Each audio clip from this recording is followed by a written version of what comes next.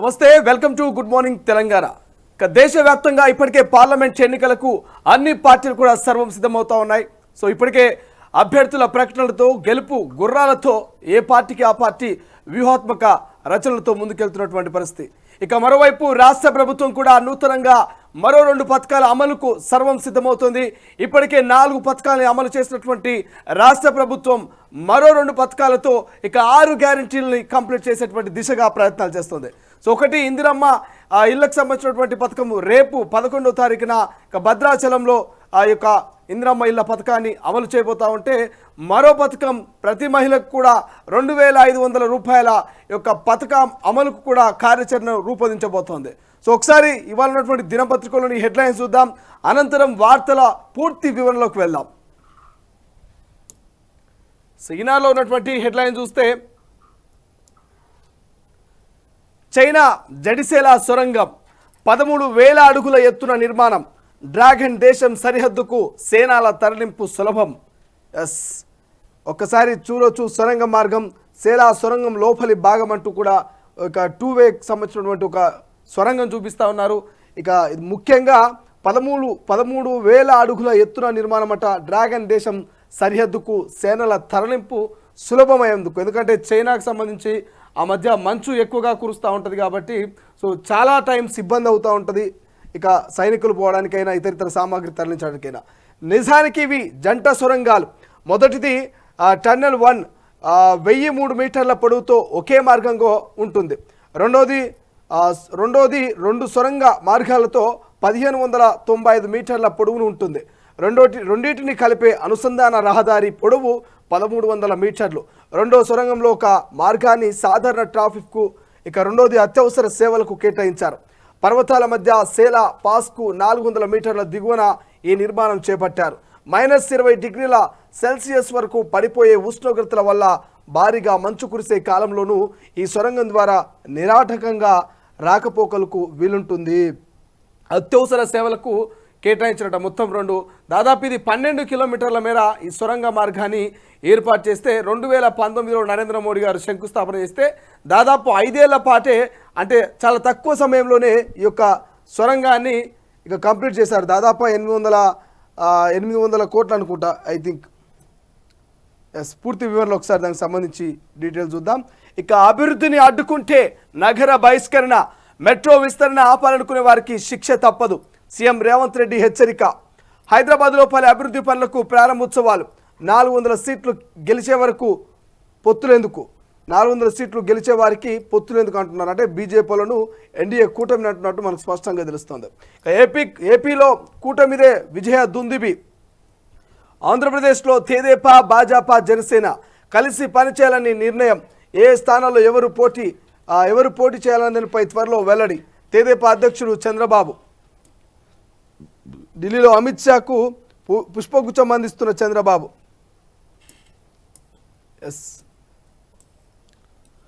RTC ఉద్యోగులకు 21% fitment ప్రకటించిన మంత్రి పొన్నం ప్రభాకర్. కొత్త జీతాలు జూలైలో చేతికి, బకాయిలు వడ్డీ లేకుండా పదవి విరమణ సమయంలో చెల్లింపు. సంస్థల్లో 42,057 మందికి ప్రయోజనం. ఇక ఆర్టీసీ ఉద్యోగులకు ఫిట్మెంట్ ప్రకటిస్తున్న మంత్రి పొన్నం ప్రభాకరు, చిత్రంలో ఎండి సజ్జనార్. మొత్తం మీద ఒక శుభవార్త చెప్పుకోవచ్చు ఆర్టీసీ ఉద్యోగులకు. ఎన్నికల కమిషనర్ అరుణ్ గోయల్ రాజీనామా, పదవి కాలం 3 ఏళ్లు ఉండగానే నిర్ణయం. సార్వత్రిక ఎన్నికల ముంగిట సంచలనం. కేంద్ర ఎన్నికల సంఘంలో ఇక మిగిలింది సిఈసి రాజీవ్ కుమార్ ఒక్కరే. సో నిజంగా ఎందుకు ఎన్నికల కమిషనర్ అరుణ్ గోయల్ ఎందుకు రాజీనామా చేశారనేది దేశవ్యాప్తంగా చర్చనీయాంశంగా మారింది. పార్లమెంట్ ఎన్నికల వేళ ఈయన చేసినటువంటి రాజీనామా ద్వారా అనేక అనుమానాలు కూడా తలెత్తా ఉన్నాయి. ఇక మరో వార్త, తెల్ల రేషన్ కార్డు ఉంటే కరెంటు బిల్లు కట్టనక్కర్లేదు. విద్యుత్ వినియోగము 200 యూనిట్ల లోపు వాడకం ఉంటే దరఖాస్తు చేసుకోవాలి. ఉప ముఖ్యమంత్రి భట్టి వెల్లడి. ఇవాళ రాష్ట్ర ప్రభుత్వం చెప్తున్నటువంటి 200 యూనిట్ల ఉచిత కరెంట్ ఏదైతే ఉన్నదో ఇది ఎవరికి ఏమి సరైనటువంటి ఒక గైడ్లైన్స్ కూడా ఇవ్వనటువంటి పరిస్థితి. ఇలా నిజంగా నిరుపేద కుటుంబంలో ఉన్నటువంటి ఏ బిడ్డకు కావచ్చు, ఏ కుటుంబానికి కూడా ఈ 200 యూనిట్ల ఉచిత కరెంట్ అనేటువంటి పథకము అమలు అవ్వట్లేదు అనేది నిజంగా అక్కడక్కడ కొన్ని సమస్యలు కొంతమంది కంప్లైంట్ చేస్తూ ఉన్నారు. ఎందుకంటే తెల్ల రేషన్ కార్డు ఉంటేనే కరెంటు బిల్లు కట్టనక్కర్లేదు అంటూ ఉన్నారు. అసలు 10 ఏళ్ల నుంచి తెల్ల రేషన్ కార్డులే లేవు. మళ్ళీ 10 ఏళ్ల నుంచి తెల్ల రేషన్ కార్డు లేనప్పుడు మరి ఈ పథకం 200 ఉచిత యూనిట్ల కరెంట్ అనేది ఎవరికి వర్తింపజేస్తుంది? ఎన్ని రేషన్ కార్డులు ఉన్నాయి గతంలో? గత 10 ఏళ్ల కిందట ఉన్నటువంటి రేషన్ కార్డులు మాత్రమే ఇక ఈ 200 ఉచిత యూనిట్లు వర్తింపజేస్తా అంటే మరి 10 ఏళ్ల నుంచి ఎంతమందికి పెళ్ళిళ్ళు అయినాయి, వాళ్ళకి పిల్లలు అయ్యారు, వాళ్ళ కుటుంబంగా ఏర్పడిర్రు? గతంలో ఉమ్మడి కుటుంబాలు ఎక్కువగా ఉండే 10 ఏళ్ల కిందట. ఇవాళ ఎవరికి వాళ్ళు ఇండివిజువల్గా బతకడం కోసము డివైడ్ అయినటువంటి పరిస్థితి. మరి తెల్ల రేషన్ కార్డు లేనప్పుడు ఈ యొక్క 200 ఉచిత యూనిట్ అనేది నిజంగా సామాన్యులకు ఎట్లా వర్తిస్తుంది? ఒకసారి పూర్తి వివరాలు దీని గురించి మాట్లాడదాం. ఇప్పటికే చాలా కంప్లైంట్స్ వస్తూ ఉన్నాయి 200 యూనిట్ల ఉచిత కరెంటు మీద. ఎస్, అప్పుడు ఏం జరిగిందో చెప్పండి. కాళేశ్వరం ఇంజనీర్లపై ఎన్డీఎస్ఏ కమిటీ ప్రశ్నల వర్షం, సరైన సమాధానం ఇవ్వని వారిపై అసహనం. ఇంకేం చెప్తారు వాళ్ళు? ఇంకేం చెప్తారు? మొత్తం బూడిదలో పోసిన పన్నీర్ లెక్క అయింది కాళేశ్వరం కథ. ఇక మీరు అప్పుడు ఏం చేసిరు, ఏం కథ అంటే ఎవడని చెప్తారా? ఎవరు చెప్పాడు? Yes right. ఇక 13,000 అడుగుల ఎత్తులో 2 వరుసల్లో అరుణాచల్లో సెల్ టన్నల్ ప్రారంభించిన మోదీ.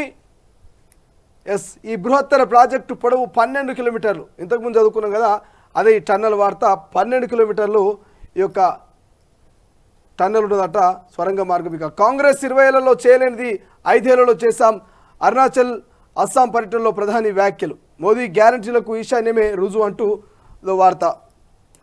ఎస్, ఆంధ్రజ్యోతిలో ఇక ప్రధాన హెడ్లైన్గా మా ప్రభుత్వాన్ని కూల్చే మునగాడున్నాడా, టచ్ చేస్తే మా కార్యకర్తలు గొయ్యిలో పాతి పెడతారు. ఇక కేసీఆర్ ఫామ్ హౌస్లో ఇటుకలు పెళ్ళలు మిగిలవు. అసెంబ్లీకి వచ్చే దమ్ము లేదు, మా కళ్ళలోకి చూసే ధైర్యం లేదు. ధర్నా చౌక్ వద్దనే వాళ్ళు ఇప్పుడు అక్కడ ధర్నాలు చేస్తున్నారు. ఏమంటారు సారు రేవంత్ రెడ్డి గారు? ధర్నా చౌక్ వద్దన్న వాళ్ళే ఇప్పుడు అక్కడ ధర్నాలు చేస్తున్నారు. కేసీఆర్ అసెంబ్లీకి వస్తే రిజర్వేషన్ లెక్కలు చెబుతా, లోక్సభ అసెంబ్లీ ఎన్నికల్లో డిపాజిట్లు వస్తాయేమో చూసుకోండి. మోదీని బండకేసి కొట్టేందుకు తెలంగాణలో ప్రజలు సిద్ధం. ఆయన సంసారం చక్కగా లేక అతుకుల బొంతల పొత్తులు. అభివృద్ధిని అట్టుకుంటే నగర బహిష్కరణ తప్పదు. CM Revanth double decker corridor ప్రారంభంతో పాటు పలు అభివృద్ధి కార్యక్రమంలో పాల్గొన్న ముఖ్యమంత్రి. పూర్తి వివరణలు చూద్దాం ఇక దీనికి సంబంధించి. ఎస్, ఈసీలో కలకలం. ఎన్నికల కమిషనర్ అరుణ్ గోయల్ అనూహ్య రాజీనామా. లోక్సభ ఎన్నికల ముంగిట సంచలనం. గత నెలలో మరో కమిషనర్ పదవి విరమణ. ఎన్నికల సంఘంలో మిగిలింది సిఈసి ఒక్కరే. కొత్త కమిషనర్ల నియామకానికి సిద్ధం. గోయల్ రాజీనామాపై ప్రతిపక్షాల ధ్వజం. ఆయన నియామకము వివాదాస్పదమే. ఇక 2022లో స్వచ్ఛంద పదవి విరమణ చేసిన మరుసటి రోజే కమిషనర్గా నియామకం. అప్పట్లో కేంద్రాన్ని తప్పుపట్టిన సుప్రీంకోర్టు. ఈ పరిణామం ఆందోళనకరం. కాంగ్రెస్ ఇక ఎన్నికల కమిషన్లో ఒక్కరే ఉన్నారు. టీఎంసీ 14-16 తేదీల మధ్యన ఎన్నికల షెడ్యూల్ ప్రకటన. వచ్చే నెలాఖరులో ఏపీలో పోలింగ్. మరి ఎందుకు అరుణ్ గోయల్ ఎందుకు రాజీనామా చేశారు ఏంటనేది కొంత సందేహాలు అయితే వెలువడతా ఉన్నాయి. పూర్తి వివరణలో చూద్దాం. ఎందుకంటే ఇప్పటికే ఎన్నికల షెడ్యూల్ కూడా ప్రిపేర్ అవుతా ఉంది. ఈ నెల 15న వచ్చే అవకాశం ఉంది. ఇక ఆ విద్యుత్ కేంద్రాలు కాళేశ్వరం లాంటివే. యాదాద్రి భద్రాద్రి థర్మల్ కేంద్రాల్లో ఉత్పత్తి అయ్యే విద్యుత్తో ప్రజలపై భారం. వీటిని వాడుకోవాలా వదిలేయాలా అనే దానిపై త్వరలో చర్చించి నిర్ణయం. బీఆర్ఎస్ తాత్కాలిక పార్టీ మాత్రమే. దశాబ్దాల పాటు పాలించిన పార్టీ కాంగ్రెస్. 40.33 లక్షల మందికి జీరో బిల్లులు. వ్యవసాయ మోటార్లకు మీటర్లు పెట్టాం. కొండలు గుట్టలు రైతు బంధు ఇవ్వం. పంటలు పండించే రైతులకే ఇస్తాం. వేతనాల చెల్లింపుల్లో అంగన్వాడీలు, ఆశా వర్కర్లు, ఇక ఏఎన్ఎంలకు ప్రాధాన్యం. ఉప ముఖ్యమంత్రి బట్టి విక్రమార్క వెల్లడి. ఏమంటారు సారు? కొండలు గుట్టలకు రైతు బంధు ఇవ్వమంటారు. కొండలకు గుట్టలకు రైతు బంధు ఇవ్వకురి. అవసరమైతే రియల్ ఎస్టేట్ భూములకు, లేకపోతే ఇంకుంటాయి కదా బంజర భూములు లాగా ఉంటాయి కదా, కనీసం సాగు చేయనటువంటి భూములకు కూడా మీరు రైతు బంధు ఇవ్వకండి. మేము కూడా అదే కోరుకుంటున్నాం. నిజమైనటువంటి సాగు చేసే రైతుకు మాత్రమే రైతు బంధు ఇవ్వండి. కానీ ఇవాళ మీరు అధికారంలోకి వచ్చి దాదాపు 90 రోజులు అవుతా ఉంది. ఈ 90 రోజుల పాటు కనీసం 3 నుంచి 4 ఎకరాల రైతులకు మాత్రమే మీరు రైతు బంధు ఇవ్వగలిగారు.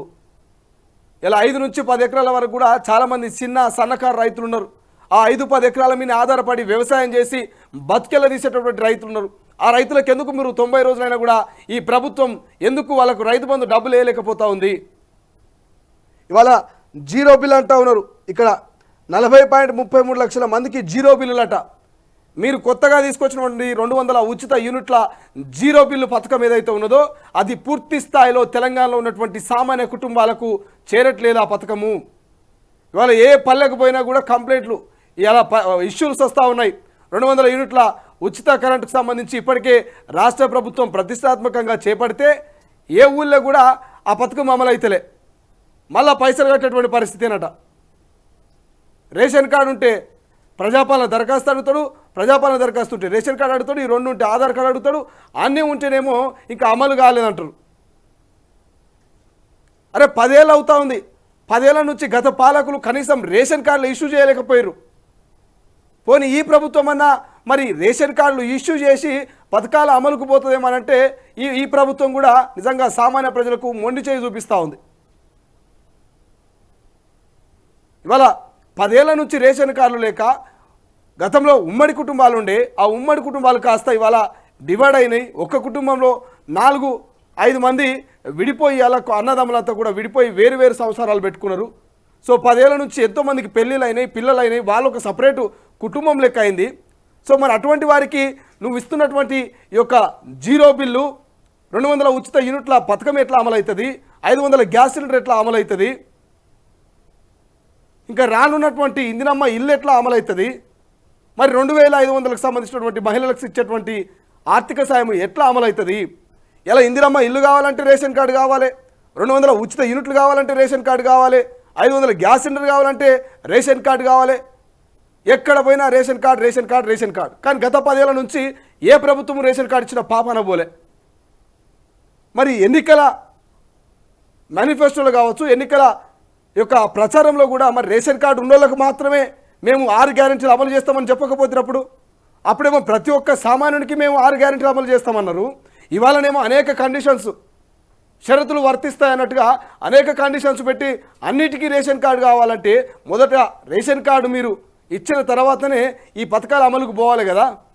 లేదంటే ఇప్పుడు ఉల్టా మళ్ళీ రాష్ట్ర ప్రభుత్వం ఏంటది ఇవన్నీ నిరంతర ప్రక్రియలు, ఈ పథకాలు ఈ నిరంతర ప్రక్రియను ఎప్పుడైనా మీరు దరఖాస్తు చేసుకోవచ్చు, రేషన్ కార్డులు కూడా ఇష్యూ చేస్తాము అని అంటారు. మరి ఎందుకో పథకాల అమలు కంటే ముందు రేషన్ కార్డులు దరఖాస్తు చేసుకోకపోయినారు, రేషన్ కార్డులు ఇష్యూ చేయకపోయినారు. ఉచిత బస్సు ప్రయాణం లెక్క మరి 200 యూనిట్ల లోపు కాల్చేటటువంటి ప్రతి ఒక్కరికి ఉచిత కరెంట్ ఎందుకు ఇవ్వలేకపోయినారు. ఇలా అనేక క్వశ్చన్స్ ఇవాళ సామాన్యులు తలెత్తా ఉన్నాయి. మరి ఇందిరమ్మ ఇల్లు అంటారు, జాగా లేని వాళ్ళకు 5 లక్షలు ఇక జాగా ఇచ్చి మరి ఇల్లుకు ఆర్థిక సాయం చేస్తామంటారు. మళ్ళీ ఇందిరమ్మ ఇల్లు విషయానికి వస్తే కూడా అనేక ప్రశ్నలు ఉత్పన్నమవుతూ ఉన్నాయి. కేవలం ఆ యొక్క గడ్డి పోసలు చేసినటువంటి గుడిసె ఉన్న వాళ్ళకే ఇందిరమ్మ ఇల్లు ఇస్తాం, ఇవ్వండి. నిజంగా నిరుపేదలైనటువంటి అసలైనటువంటి ఎవరైతే లబ్ధిదారులు ఉంటారో అసలే నిలువ నీడలేని గూడు లేనటువంటి వాళ్ళకు మొదటి దశలో మీరు ఇల్లు ఇవ్వండి, మేము కూడా కాదంటలే. కానీ రేకులు వేసుకొని అంతో కొంత సెట్ చేసుకొని ఏదో గాలికి కూడా కొట్టుకుపోయేటువంటి కొన్ని ఇండ్లు ఉన్నాయి. అటువంటి వాళ్ళకు కూడా ప్రాధాన్యత ఇవ్వాలి కదా ఇలా రాష్ట్ర ప్రభుత్వం. ఒకసారి పూర్తి వివరంలో మాట్లాడదాం దీనికి సంబంధించినటువంటి అంశాల గురించి. ఇక పంటలు పండించే రైతులకే ఇస్తామంటున్నారు. వేతనాలు చెల్లింపులు అంగన్వాడీలు, ఆశా వర్కర్లు, ఎన్ఏఎంలకు ప్రాధాన్యమట. ఇంతవరకు 12,000కు పైగా అంగన్వాడీ కేంద్రాలు లేవు. మొత్తం రెంటెడు లేకపోతే అద్దె కొంపలలోనే ఈ అంగన్వాడీ కేంద్రాలు నడుస్తూ ఉన్నాయి.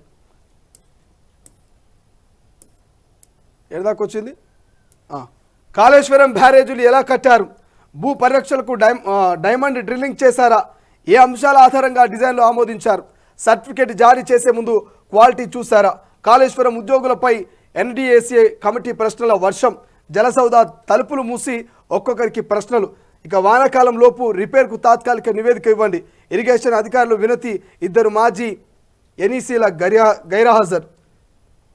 ఏమంటారు, జలసౌధ తలుపులు మూసి ఒక్కొక్కరికి ప్రశ్నలు అంట. తలుపులు మూసి ప్రశ్నలు కాదు, కర్రు కాసి వాత పెట్టాలి. ముడ్డి వలిగిందాక ఇక చెప్పనికి రాదు, కానీ అట్లా చేస్తే కానీ అసలైనటువంటి రంగు బయటపడదు. ఇలా తమాషా అయిపోయింది. తెలంగాణ ప్రజల ఇలా సంపదను దోచుకొని వాళ్ళ చెమట మీద వాళ్ళ రక్తం దారబోసి అలా ప్రభుత్వానికి పన్నులు కడితే ఆ పన్నులంతా తీసుకుపోయి గిట్లా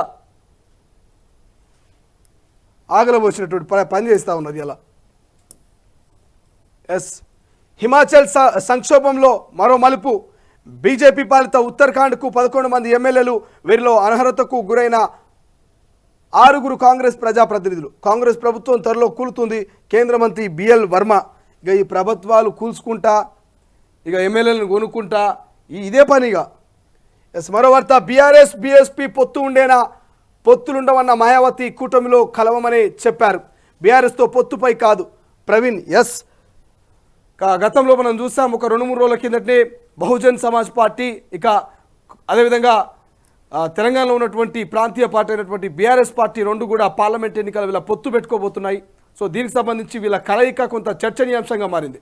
సో ఇదే తరుణంలో నిన్న మాయావతి గారు మాకు ఏ పార్టీతో పొత్తు ఉండదు పార్లమెంట్లో అన్నటువంటి స్టేట్మెంట్ కాస్త చర్చనీయాంశంగా మారింది. మరి తెలంగాణలో ఉంటుందా ఉండదా అనేటువంటి వార్తలు, ఇక వాస్తవాలు కూడా బయటకు వస్తున్నటువంటి తరుణంలో ఆర్ఎస్ ప్రవీణ్ కుమార్ గారు, బహుజన్ సమాజ్ పార్టీ రాష్ట్ర అధ్యక్షులు, ఇక ట్విట్టర్ వేదికగా, ఎక్స్ వేదికగా ఆయన అసత్యపు ప్రచారాలను నమ్మకండి, అసత్యపు ప్రచారాలు చేయకండి, కేవలం ఇక నేషనల్ పార్టీస్తో మాత్రమే పొత్తు ఉండదు, ప్రాంతీయ పార్టీలతో పొత్తు ఉంటుంది, దానికి సంబంధించినటువంటి పూర్తి ఆ యొక్క డీటెయిల్స్ కూడా మీకు తెలియజేస్తాం. ఇప్పటికే పొత్తు మీద చర్చలు జరుగుతూ ఉన్నాయంటూ కూడా ఆర్ఎస్ ప్రవీణ్ కుమార్ ఒక క్లారిటీ ఇచ్చేటువంటి ప్రయత్నం చేశారు. అంటే కేవలం నేషనల్ పార్టీతో, అంటే కాంగ్రెస్ బీజేపీ లాంటి ఇతర పార్టీలతో మాత్రమే అలవెన్సెస్ పెట్టుకోము, ప్రాంతీయ పార్టీలతో పొత్తు పెట్టుకునే అవకాశం ఉంది అనేటువంటిది ఇండైరెక్ట్ మనకు తెలుస్తూ ఉంది.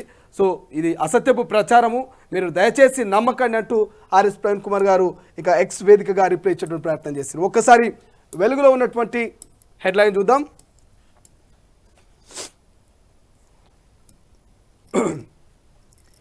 దేశం గొంతెండుతున్నది, 15 రాష్ట్రాల్లో డెడ్ స్టోరేజ్కి రిజర్వాయర్లు, 10 ఏళ్ల కష్టానికి వాటర్ లెవెల్స్. సౌత్ ఇండియాలో పరిస్థితి మరీ దారుణం, కర్ణాటకలో నీటి సంక్షోభం. 12 రిజర్వాయర్లలో పడిపోయిన నీటి నిల్వలు, ఎండిపోతున్న కావేరీ నది, ఇక అడుగంటుతున్న భూగర్భ జలాలు. బెంగళూరులో తీవ్ర నీటి ఎద్దటి, సగానికి పైగా ఎండిపోయిన బోరుబావులు. వర్షాభావ పరిస్థితులే కారణమంటున్న అధికారులు. నిజంగా వాటర్ లెవెల్స్ అయితే దేశవ్యాప్తంగా తగ్గిపోయినాయి. ఇక ముఖ్యంగా తెలంగాణలో కూడా ఆ పరిస్థితిని మనం చూడబోతున్నాం అనుకుంటున్నాం. ఎందుకంటే ఇప్పటికే కొన్ని చెరువులు ఎండిపోతూ ఉన్నాయి, ఎండ తీవ్రత ఎక్కువైతూ ఉంది. సో చెరువులు ఎండిపోతూ ఉన్నాయి, కొన్ని పల్లెల్లో కూడా నీళ్ళకి ఇబ్బంది అవుతూ ఉంది, పంటలు ఎండిపోతున్నటువంటి పరిస్థితి.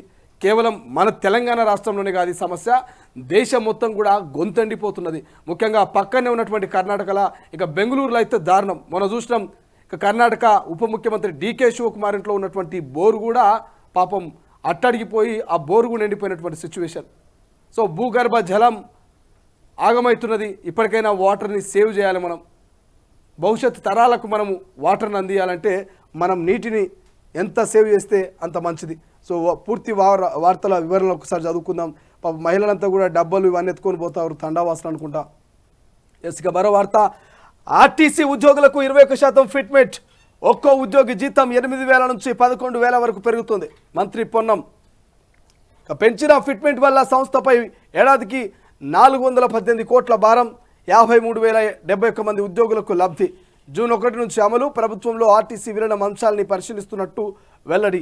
11,000 వరకు పెరుగుతుందట జీతం, 8,000 నుంచి 11,000 వరకు పెరుగుతుందట మంత్రి పొన్నం ప్రభాకర్ గారు చెప్తా ఉన్నారు, రవాణా శాఖ మంత్రి. సో మొత్తం మీద ఒక గుడ్ న్యూస్గా చెప్పుకోవచ్చు. ఎస్ ఎమ్మెల్యేలను కొనాలని చూస్తే సామాజిక బహిష్కరణే. ప్రభుత్వాన్ని పడగొట్టేందుకు ప్రయత్నిస్తే ప్రజలే పాతరేస్తారు. కేసీఆర్కు సీఎం రేవంత్ రెడ్డి హెచ్చరిక. లక్షల కోట్లు పెట్టి కట్టిన కాళేశ్వరము 3 ఏళ్లకే ఎట్లా కూలే? కేసీఆర్ ఫామ్ హౌస్లో కట్టుకున్న ఇల్లు అట్లా ఎందుకు కూలలే? బండారం బయట పెడతానన్న భయంతోనే మేడిగడ్డకు రిపేర్లు చేయాలంటున్నాడు. ధర్నా చౌక్ ఎత్తేసిన వాళ్ళే ఇప్పుడు అక్కడ ధర్నాలు చేస్తున్నారు. వచ్చే ఎన్నికల్లో మోదీని కూడా ప్రజలు బండకేసి కొడతారు. ఎన్డీఏ అతుకుల బొంతగా మారిందని విమర్శ. హైదరాబాద్లో పలు అభివృద్ధి పనులకు శంకుస్థాపన పనులు. ఎల్లుండి రాష్ట్ర కేబినెట్ భేటీ. గవర్నర్ కోట ఎమ్మెల్సీల అంశంపై చర్చ. మహిళలకు 2,500 స్కీమును ఆమోదించే ఛాన్సు. ఒక్కసారి చూడండి, ప్రభుత్వాన్ని పడగొడతా అనేటోళ్లను పడగొట్టేందుకు ప్రయత్నిస్తే ప్రజలే పాతరేస్తారంటూ ఇక ముఖ్యమంత్రి రేవంత్ రెడ్డి గారు కామెంట్ చేస్తున్నారు. ముఖ్యంగా ఇక రేవంత్ రెడ్డి వర్సెస్ కేసీఆర్ మధ్య ఒక రకమైనటువంటి మాటల యుద్ధం అయితే మనకు కనిపిస్తూ ఉంది. సో గత అసెంబ్లీ సెక్షన్లో మాజీ ముఖ్యమంత్రి కేసీఆర్ పాల్గొంటారేమో ఒక రకమైనటువంటి సంచలనమైనటువంటి స్టేట్మెంట్ ఉంటాయేమో, ఇద్దరి మధ్యలో మాటల యుద్ధం ఉంటుందేమో అని చెప్పి చాలామంది ఊహించినప్పటికీ సో ఇద్దరు ఎప్పుడు తలబడినటువంటి పరిస్థితి గత 3 నెలల నుంచి కూడా. కానీ ఏదేమైనా మీడియా, సోషల్ మీడియా వేదికగా, అనేక బహిరంగ సభల వేదికగా మాత్రం ముఖ్యమంత్రి, మాజీ ముఖ్యమంత్రి విమర్శలు చేసుకుంటా ఉన్నారు. సో ప్రధానంగా ఇక్కడ ఏమంటున్నారు, లక్షల కోట్లు పెట్టి కట్టిన కాళేశ్వరం 3 ఏళ్లకే ఎట్లా కూలుతుంది, నువ్వు కట్టుకున్న ఫామ్ హౌస్ ఎందుకు ఒక ఇటుక కూడా ఊడిపోదు, అంతేనా, అంతే, అంతెందుకు కూలలే అని చెప్పేసి కామెంట్ చేస్తూ ఉన్నారు. సో మాట్లాడదాం పూర్తి వివరాల దీని గురించి కూడా. ఇక గతంలో ధర్నా చౌక్ను ఎత్తేసినటువంటి బీఆర్ఎస్ ప్రభుత్వం ఇలా మొన్న కవితమ్మ గారు ధర్నా చౌక్లో కూర్చొని ధర్నా చేస్తూ ఉన్నారు. సో మరి చూడాలి దీని మీద పూర్తి వివరాలు ఒకసారి. గృహజ్యోతికి అర్హత ఉన్నోళ్ళు కరెంటు బిల్లు కట్టొద్దు, ప్రజాపాలన ఆఫీసర్ను కలిసి 0 బిల్లు పొందొచ్చు, డిప్యూటీ సీఎం భట్టి. ఇంతకుముందే మాట్లాడుకున్నాం. మేము అడిగిందేంటి, మీరు ఇచ్చేదేంటి? ఇరిగేషన్ అధికారులపై ఎన్డీఎస్ఏ కమిటీ చైర్మన్ సీరియస్, కాళేశ్వరంపై అడిగిన సమాచారం ఇవ్వలేదని ఆగ్రహం. ఒక్కో అధికారిని విడివిడిగా పిలిచి వివరాల సేకరణ. కీలకమైన ఆపరేషన్స్ విభాగంతో జరిగిన మీటింగ్. సమావేశానికి హాజరు కాని మాజీ ఈఎన్సీ మురళీధర్ అంట. ఈ కాళేశ్వరం కథ ఏడు దాకపోతుంది. ఎస్, ఒక్కసారి తొలి వెలుగులో వార్తల వివరణ చూద్దాం. ఒకసారి హెడ్లైన్ చూద్దాం. అరబ్లో హైదరాబాద్కి వరకట్నం వేధింపులు. ఇక అరబ్ దాకా పోయినట్టున్నది. 5 రోజుల్లో ఎన్నికల నగర. 15న షెడ్యూల్ విడుదల చేరిన ఈసీ. 11న ఎన్నికల పరిశీలకులతో సమావేశం. 12, 13 తేదీలో జమ్మూ కాశ్మీర్లో పర్యటన. 14లో సన్నద్ధమైన సమీక్ష. 15న షెడ్యూల్ ప్రకటన. పార్లమెంట్ ఎన్నికల షెడ్యూల్కు ప్రకటన రాబోతుందట. ఇక అరబ్లో హైదరాబాదీ అమ్మాయికి వరకట్నం వేధింపులటు మరో వార్త. ఎస్, ఇక హీరో వచ్చిండు మల్లారెడ్డి గారు. ఇస్ ద సోషల్ మీడియాలో సూపర్ స్టార్ అన్నమాట మల్లారెడ్డి అంటే. ఇక మల్లారెడ్డి కబ్జాలపై జనం భగ్గు. మాజీ మంత్రి ఆక్రమణలపై స్థానికుల ఆగ్రహం. ఇక దళితులు, రైతుల భూములు ఆక్రమించుకున్నాడని ఆరోపణ. సెటిల్మెంట్ల పేరుతో భూదందాలు. చెరువు, శిఖలు, కుంటలు, అసైన్డ్ భూముల్ని వదలలేదు. కోర్టు కేసులో ఉన్న భూములను నిర్మాణాలు, భూములు కొని డబ్బులు ఇవ్వలేదంటున్న రైతులు. ఈ మల్లారెడ్డికి పాపం ఎట్లా చెప్పాలో అర్థం కాదు. మల్లారెడ్డికి మరి ఏం చెప్పాలో ఎట్లా చెప్పాలో అర్థం కాని పరిస్థితి. నిన్న అక్కడ మేడ్చల్లో ఏదో ప్రభుత్వానికి సంబంధించినటువంటి ఏదో ప్రోగ్రాం, ఏదో బహిరంగ సభ అయితే పాపం ముఖ్యమంత్రి గారిని ఇక ఎంటెంట తిరుగుతూ ఉన్నాడు. బొకే ఇచ్చినట్టున్నాడు. ఆ బొకే ఇచ్చినాక కూడా ముఖ్యమంత్రి గారు మాట్లాడినాడు. ఎంటెంట తిరుగుతున్నాడు. కాలుగానే పిల్లి తిరిగినట్టు ముఖ్యమంత్రి చుట్టూ తిరుగుతూ ఉన్నాడు. గీ తిరుగుడేదో, గీ వినయ విధేయత ఏదో, గీ మర్యాద ఏదో గప్పుడు మీ ప్రభుత్వం ఉన్నప్పుడు ఎంపీగా రేవంత్ రెడ్డి గారు ఉన్నప్పుడు చూపిస్తే బాగుండేది. ప్రభుత్వం పోగానే ఇలా వినయ విధేయత అన్నీ గుర్తొస్తాయి. ప్రభుత్వం పోగానే అహంకారం, అధికారంలో ఉన్నటువంటి అహంకారం అంతా కూడా బయటకు వస్తుంది. అరే తురేయ్, నిన్నటికి నిన్న పాపం జర్నలిస్టు మీద కూడా ఇలా మామాలు బెదిరింపులకు గురి చేసినటువంటి పరిస్థితి. అట్లా కూలుస్తున్నటువంటి మా భవనాలని నువ్వు ఎట్లా కవర్ చేస్తావు, కబ్జా చేసిన మా భూముల్ని నువ్వు ఎట్లా కవర్ చేస్తావు, మాతో బాధింపబడ్డటువంటి బాధితులతో మీరు ఎట్లా మాట్లాడతారు అంటూ జర్నలిస్టులకు కూడా ఫోన్లతో బెదిరింపులు. మల్లారెడ్డి గారు ఇప్పటికైనా మీ తీరు మార్చుకోవాలి. జనం బగ్గుమంటున్నారు అక్కడ పోతే. మేడ్చెలు, మల్కాజ్గిరి ఇతర ప్రాంతాలకు పోయి ఏ రైతుని అడిగినా కూడా, ఏ బాధితుని అడిగినా కూడా మేమంతా మల్లారెడ్డి బాధితులమే, మమ్మల్ని నిండా ముంచిండు, ఆగం చేసిండు అంటూ మల్లారెడ్డి మీద బగ్గుమంటున్నారు. ఒకటొకటిగా మల్లారెడ్డి కబ్జాలు, అవినీతి, అక్రమాలంతా కూడా బయటికి పడతా ఉన్నాయి. బాధితులు భయంతో మొన్నటిదాకా లోపల ఉన్నటువంటి బాధితులతో కూడా మెల్లగా బయటకు వస్తూ ఉన్నారు. ఒకరిని చూసి ఒకరు, మాకు కూడా అన్యాయం అయింది, మేము కూడా మల్లన్న చేతిలో బాధితులమే, మా భూమి కూడా కబ్జా అయిందంటూ మల్లారెడ్డి బాధితులంతా బయటకు వస్తూ ఉన్నారు. ఎస్, ఇంకో వార్త చదువుదాం. బీఆర్ఎస్ బీఎస్పీ పొత్తుకు బ్రేకు. పొత్తులపై బీఎస్పీ చీఫ్ మాయావతి సంచలన ప్రకటన. లోక్సభ ఎన్నికల్లో ఒంటరిగానే బీఎస్పీ పోటీ. ఇండియా కూటమి ఇతర పార్టీలతో పొత్తు పెట్టుకోము. ఇటీవల కేసీఆర్తో BSP Telangana chief RS Praveen Kumar భేటీ. ఇక లోక్సభ ఎన్నికల్లో బీఆర్ఎస్ బీఎస్పీ కలిసి పోటీ చేస్తారని ప్రకటన. మాయావతి ట్వీట్తో బీఆర్ఎస్ బీఎస్పీ పొత్తుపై సందేహాలు. ఇప్పుడే మనం మాట్లాడుకున్నాం. మాయావతి పొత్తుపై సందేహాలు అనేది కేవలం నేషనల్ పార్టీస్తో మాత్రమే మేము అలవెన్స్ పెట్టుకోము, అది ప్రాంతీయ పార్టీలతో కాదనేది ఆర్ఎస్ ప్రవీణ్ కుమార్ ఇప్పుడే మనం ట్విట్టర్ వేదికగా చూసాం. ఎస్కా బీజేపీ ఆపరేషన్ ఆకర్ష్, బీజేపీలోకి సీతారాం నాయక్, నగేష్ మిట్టపల్లి. ఇప్పటికే 9 స్థానాల్లో అభ్యర్థులు ఖరారు, మిగిలిన 8 స్థానాల్లో బలమైన అభ్యర్థుల కోసం వేట. ఖమ్మం బరిలో జలగం వెంకట్రావుకు ఆఫరు. పాపం బీఆర్ఎస్లకు అభ్యర్థులు దొరకట్లే, బీఆర్ఎస్లో ఉన్న నాయకులంతా బీజేపీలోకి పోతా ఉన్నారు, కాంగ్రెస్ వైపు చూస్తూ ఉన్నారు. మరి ఏందో అర్థం కాదు. పాపం బీఆర్ఎస్ భవిష్యత్తు కార్యాచరణను తలుచుకుంటే బాధ అనిపిస్తున్నది. మరి వాళ్ళకైతే భయం అనిపిస్తుండొచ్చు, కానీ నాకైతే బాధ అనిపిస్తున్నది. 10 ఏళ్ల పాటు ఎంత హుందాగుండే అబ్బా అబ్బా అబ్బా అబ్బా అబ్బా అబ్బా. తెలంగాణ రాష్ట్రంలో బీఆర్ఎస్ అనేది కల్వకుట్ల కుటుంబము, ముఖ్యమంత్రి మాజీ ముఖ్యమంత్రి కేసీఆర్ గారు, ఇక కేటీఆర్ గారు, హరీష్ రావు గారు, కవిత గారు 10 ఏళ్ల పాటు తెలంగాణ ప్రజల్ని, తెలంగాణ రాజ్యాన్ని ఒక రకంగా వాళ్ళు చెప్పాలంటే రాజభోగాలు అనుభవించినటువంటి నాయకులంతా పార్లమెంట్ ఎన్నికల వేళ అభ్యర్థులకు అంతా పైసలు మేమే పెట్టుకుంటాం ఆయన మీరు నిలబడునన్న కూడా దొరకని సిచ్యువేషన్ చూస్తే నిజంగా బాధ అనిపిస్తున్నది. పాపం కల్వకుట్ల కుటుంబం ఎట్లా బీఆర్ఎస్ పార్టీ ఎట్లా బాధ అనిపిస్తున్నది. ఇక ఒకరొకరిని పాపం బీజేపీ వాళ్ళు తీసుకుపోతూ ఉంటే, ఇక ఆర్టీసీ ఉద్యోగులకు గుడ్ న్యూస్. ఇంతకుముందే చదువుకున్నాం కదా, ఫిట్మెంట్ కింద జీతాలు కూడా పెంచుతూ ఉన్నారు. ఎస్, ఒక్కసారి నమస్తే తెలంగాణ, ఎస్ నమస్తే తెలంగాణ అనగానే మనకు ఒక రకమైనటువంటి జోష్ ఊపు వస్తుంది. ఇక ఈ వార్తలు చూడాలి. కరువుతో పంట కోత, అన్నదాతకు మనోవ్యధ. జనగామ జిల్లాలో కాలువలు ఉన్న గోదావరి నీరు విడుదల చేయకపోవడంతో రైతులు పంటలు ఎండిపోతున్నాయి. నీళ్ళిస్తారని గంపెడాశతో నాటు వేసిన సిందెక్కి గ్రామానికి చెందిన రైతు పుప్పల కరుణాకర్ ఎకరం పొలానికి ఇప్పుడు నీళ్ళు అందడం లేదు. పొట్ట దశలో ఉన్న పొలం ఎండితే చూడలేక పశువులకు మేతగా వేస్తున్నాడు. పచ్చని పొలాన్ని కోయాలంటే మనసుకు బాధ అవుతుందని ఆవేదన వ్యక్తం చేస్తున్నారు. సో నిజంగా బాధాకరం ఇది. రాష్ట్ర ప్రభుత్వం కొంత చొరవలు తీసుకోవాలి.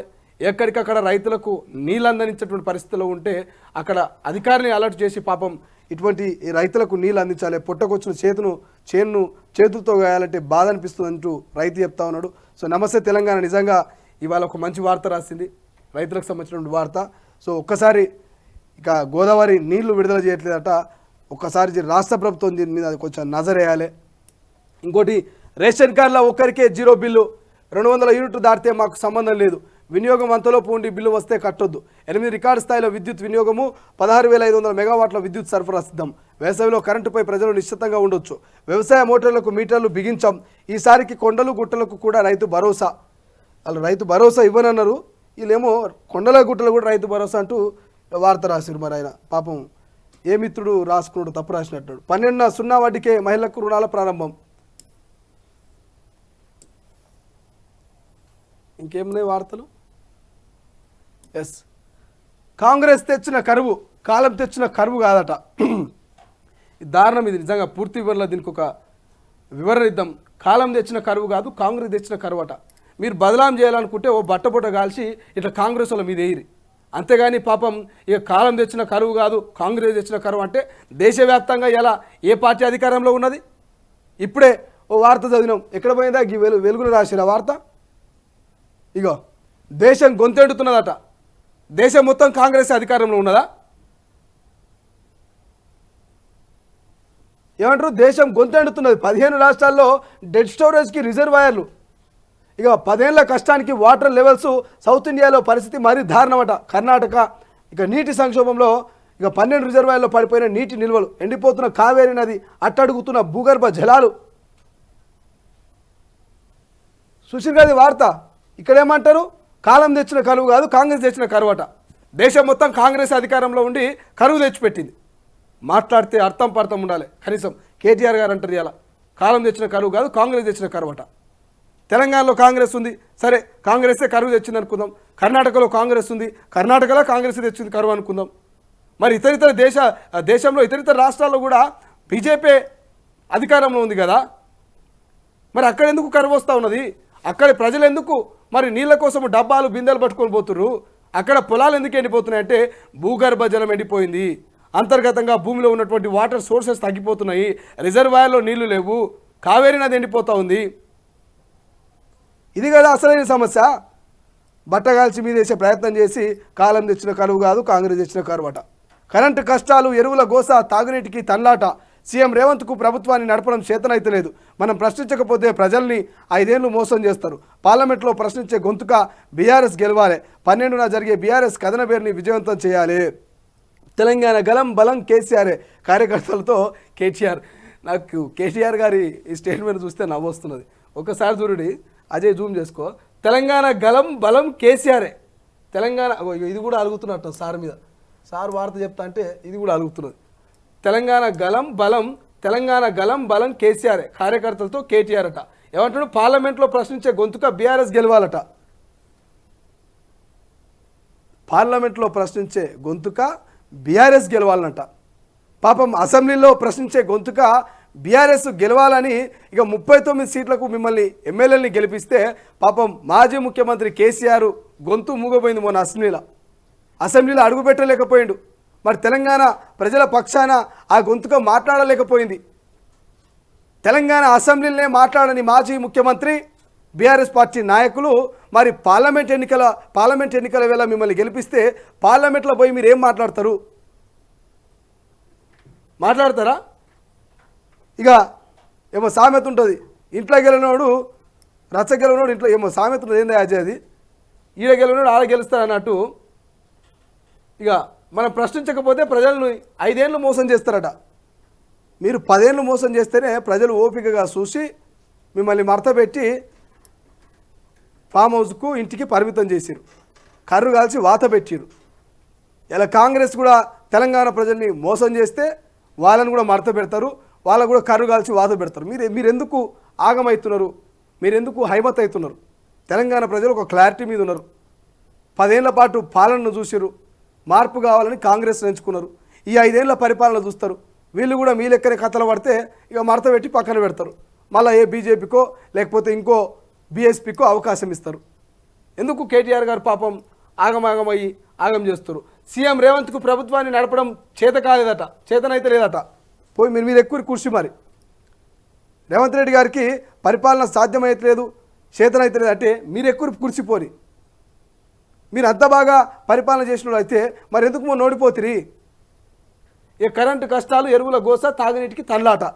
ఇక దాని గురించి పూర్తి వల్ల మాట్లాడదాం. మనం కేవలం హెడ్లైన్సే కాబట్టి ఇక ఆ వార్త చూస్తూ ఉంటే నాకు ఎందుకో మాట్లాడాలనిపించింది, మాట్లాడుతూ ఉన్నాం. ఇక అన్ని వార్తలు కూడా ప్రధానంగా అన్ని పత్రికలు చదివిన వార్తలే ఉన్నాయి. గురువుతో పాటు శిష్యుడట, ఇక ఇదేదో గురువుతో పాటు శిష్యుడని వార్త ఇచ్చారు. పార్లమెంట్ ఎన్నికలు అయ్యాక బీజేపీలోకి రేవంత్ చెప్పినట్టు నాకు బాల్కా సుమన్కు నేను బీజేపీలోకి పోతా అని ముఖ్యమంత్రి రేవంత్ రెడ్డి గారు చెప్పినట్టున్నారు రాత్రి. మీరేమో ఈ రకమైన ప్రచారం చేస్తారు. మీ ప్రచారానికి కాంగ్రెస్ వాళ్ళు కౌంటర్ ఇస్తారు. ఓ అర్థం పర్థం ఉండాలి. పార్లమెంట్ ఎన్నికలు అయ్యాక బీజేపీలోకి రేవంత్ అట.